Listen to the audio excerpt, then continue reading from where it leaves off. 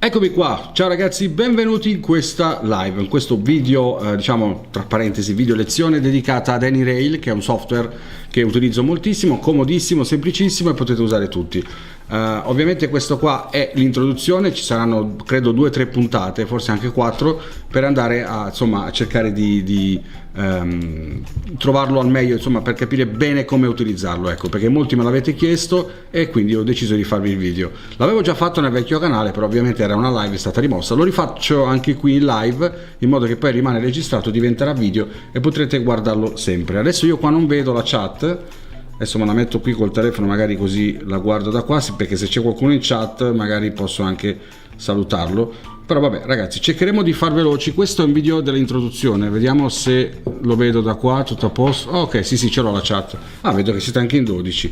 Ciao Auri, Tommaso, le Ferrovie di Napoli, ciao, ciao Tommaso Morocutti.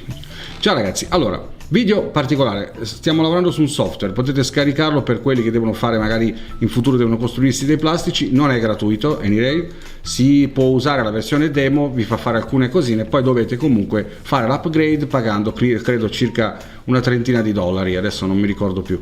Comunque partiamo subito a capire come funziona, a che cosa serve questo software. È comodissimo se dovete praticamente crearvi dei plastici ferroviari in tutte le scale, quindi scala G, scala H0, scala N, scala Z e così via. È comodissimo, ci sono un sacco di librerie all'interno con tutti i codici esistenti sul commercio, quindi molto comodo, e vi permette anche appunto di ricreare nella realtà, cioè rapportato a quello che è la realtà, gli spazi che voi avete a disposizione per lavorare. In questo video, diciamo in questa prima lezione introduttiva, ciao Angelo Pardi, in questa lezione introduttiva andremo a vedere quello che è appunto la parte diciamo degli strumenti che abbiamo a disposizione in questo software. Infatti il software si apre così come lo vedete, ok? Quindi vedete in alto, la barra in alto, vedete file, home, mostra, inserire librerie binari, librerie oggetti, oggetti utente, impostazioni. Quando lo scaricate vi chiede ovviamente in che lingua lo volete, se appunto siete italiani lo mettete in italiano, così lo vedete così come lo sto vedendo io. Allora, nella sezione file abbiamo tutta la parte, vedete qua sulla sinistra, non so se forse mi devo spostare, credo di sì, forse è meglio che mi sposto, mi metto da quest'altra parte, ok. Dalla parte sinistra avete tutta la parte appunto salva come, quindi quando sarà il momento che avrete creato un vostro progetto tipo questo che ho qua in scala N, che è quello che farò nel video che sto portando nel canale, potete salvarlo e decidere come. Quindi salva come vi permette di decidere se salvarlo nella modalità AnyRail e dove salvarlo.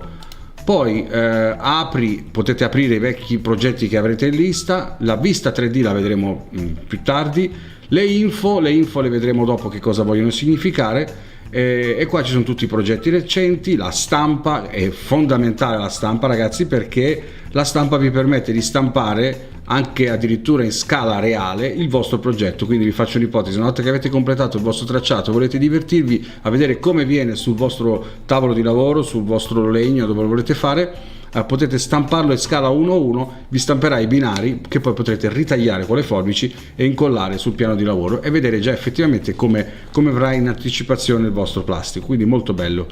Esporta come, potete decidere di esportare il vostro progetto in vari formati, in PDF, in 3D file, tante altre cosine che poi vedremo più avanti perché sono particolari.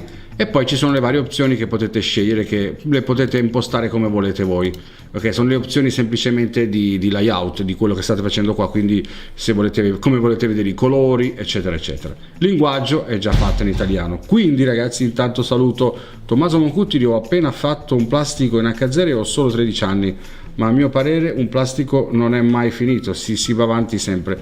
Assolutamente sì, d'accordo con te. Sono felice di vedere qualcuno di 13 anni che fa queste cose, ragazzi, veramente bello, perché ce ne sono veramente pochi nel mondo del modellismo, perché questo sapete è un hobby molto per adulti, però vedo che tanti ragazzi stanno cominciando ad avvicinarsi grazie anche all'introduzione del digitale, ed è qualcosa che veramente sono felice di sapere questa cosa. Ok, andiamo su in alto, quindi nella home page abbiamo visto appunto queste particolarità. Ora vediamo appunto la parte mostra. La parte mostra vi permette di vedere alcuni parametri che però se non mettiamo un oggetto dentro non riusciremo mai a capire. Quindi io direi di dare subito una forza a questo video per cominciare a chi magari è più ansioso di vedere già qualcosa di fatto. Quindi vi consiglio di partire subito quando aprite Danierail, di andare subito nella sezione impostazioni. Andiamo qua perché nelle impostazioni possiamo scegliere il sistema di misura, quindi l'unità metrica decimale in centimetri, millimetri, in inch, quelle appunto inglesi, sia frazionali che decimali. Io lascio ovviamente quella in centimetri, mi è comodo perché così quando usate il metro vi riferite ai centimetri riportati sul vostro piano di lavoro, ok? Quindi detto questo, fin qua ci siamo. Ora vedete che nel centro della schermata c'è un'area totalmente bianca, un rettangolo bianco che è di base. Questo rettangolo lo possiamo creare da qui, appunto dove c'è scritto qui area di lavoro, vedete qua in alto. Questo qui è segnato come 149% perché è l'ultima misura che io ho utilizzato del mio plastico in scala N che sto per creare. Quindi cosa succede? Che possiamo semplicemente mettere le misure che noi vogliamo all'interno di questo rettangolo. Quindi facciamo finta che il vostro plastico misura per esempio 2 metri, ok, facciamo 2 metri, facciamolo in H0, ok, facciamo un esempio su un plastico in H0 per 120, ok, perfetto. Ora abbiamo creato un altro rettangolo che, come potete vedere, posso ingrandire. Qua sotto dalla barra in basso c'è lo zoom, posso ingrandire in base a quello che voglio. Ora lo metto così, ok, così ce l'abbiamo bello grande. Ok, allora questo rettangolo adesso rappresenta in questo momento l'area di lavoro del vostro plastico, dove dovete andare a costruire il vostro impianto, ok? Allora intanto Tommaso Moro Cutti dice però è in analogico, ma vabbè, ho usato vecchi pezzi di un plastico abbandonato negli anni 90 da mio nonno. Beh, ma comunque va bene lo stesso, non è che io ho detto grazie all'introduzione del digitale ha aperto lo spazio a molti più giovani, proprio per il fatto che il digitale è collegato prettamente a tecnologie moderne come appunto PC, smartphone eccetera, ma anche l'analogico va benissimo e quindi sono molto felice che tu lo faccia. Allora ragazzi, abbiamo creato questo rettangolo che misura appunto 2 metri per 120, ok? Abbiamo 200 per 120. Facciamo finta che decidiamo di utilizzare dei binari, dobbiamo scegliere i binari. Allora, stavamo appunto guardando qui la griglia, possiamo decidere di tenere una griglia se volete, oppure no. Poi ci sono queste misure qui che i punti di controllo ve le farò vedere più avanti perché sono molto più complesse, se no vi creo troppa confusione e non partite più. I raggi minimi lasciatelo così com'è, le distanze e l'altezza di percentuale di movimentazione lasciate tutto com'è perché è tutto a un punto tradizionale di base, quindi va bene così.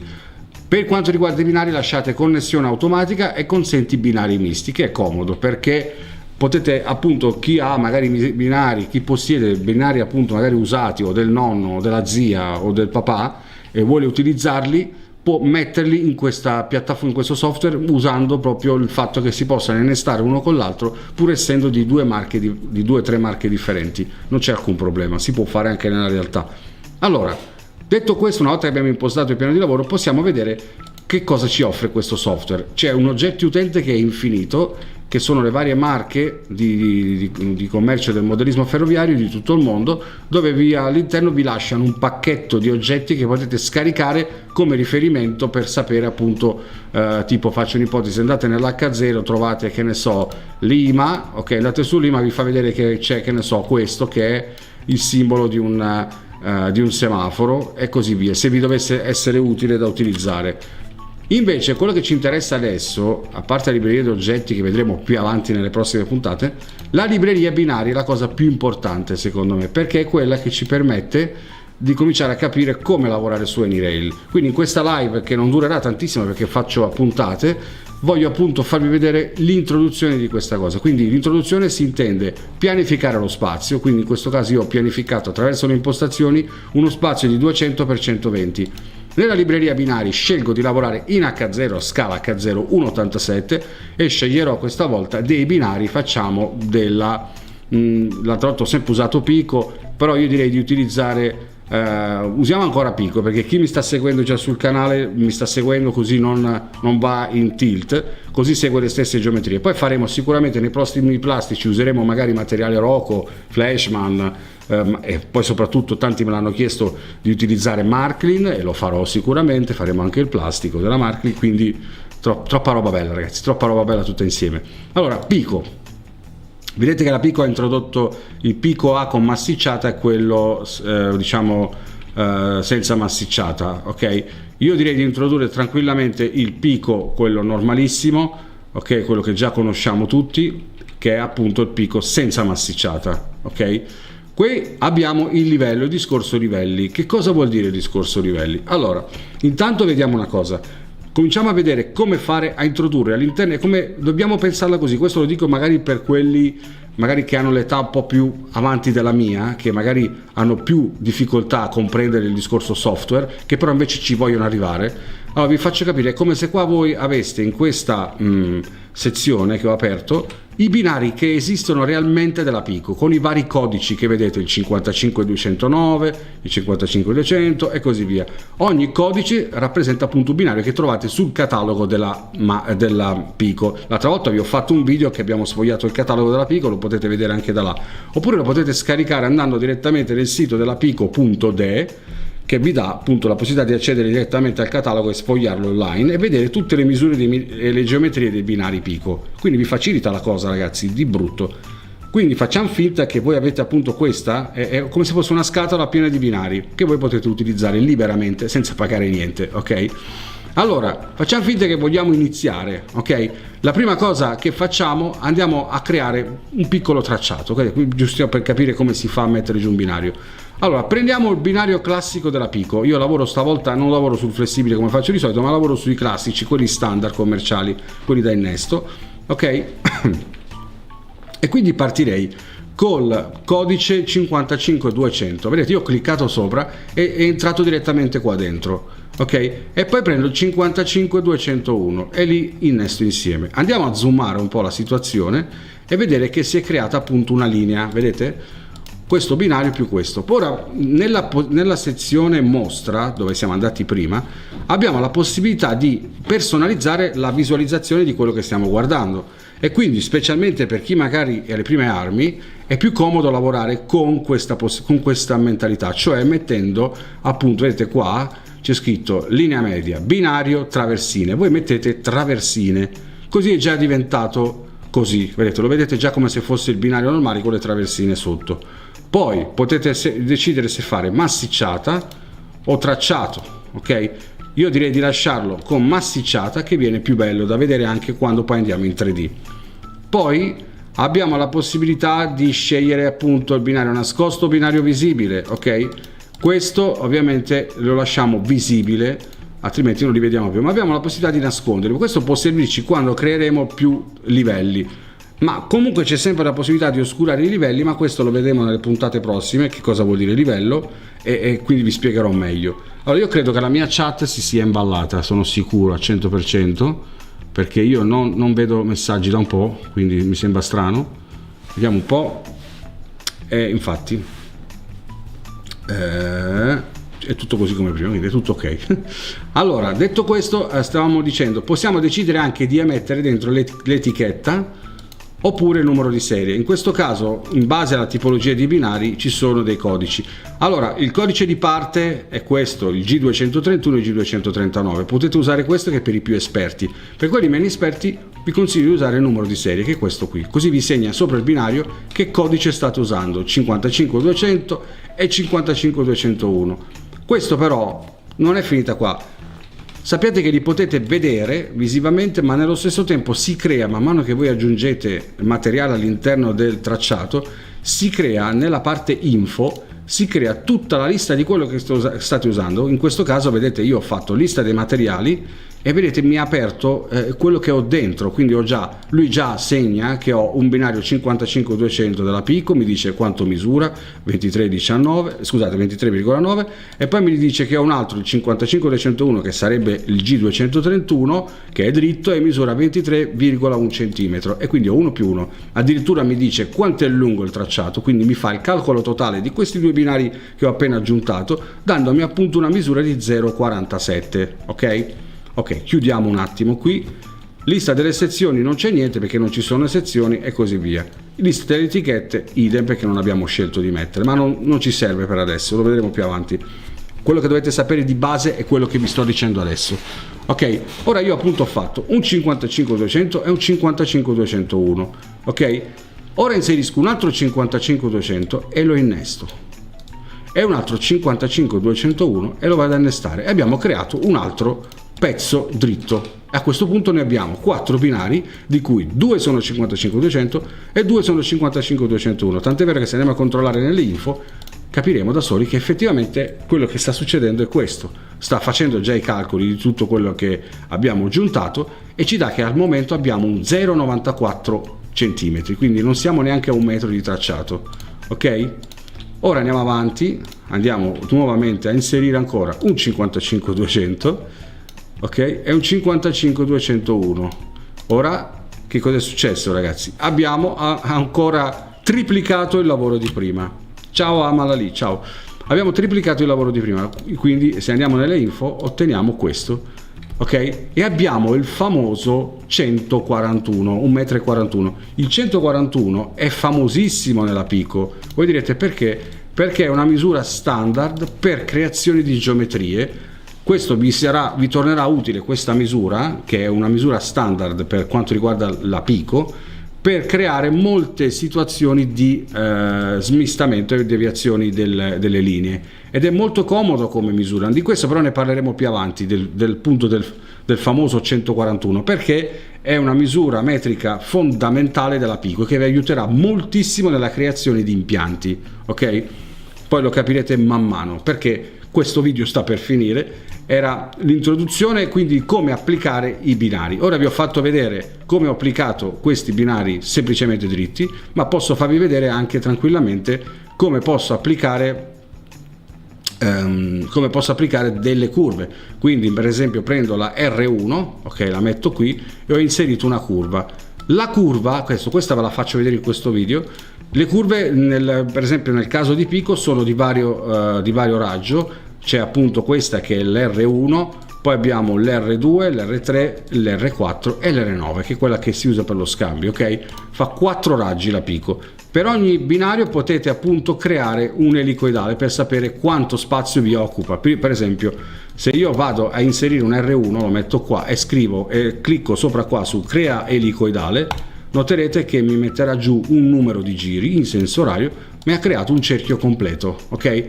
Quindi io adesso ho, per esempio in questo caso, se ho un plastico come in questo caso da 2 metri, che avevamo segnato 2 metri per 120, io sto notando che in 120 cm di larghezza riesco a fare una curva totale, diciamo un cerchio intero, e farcelo stare dentro.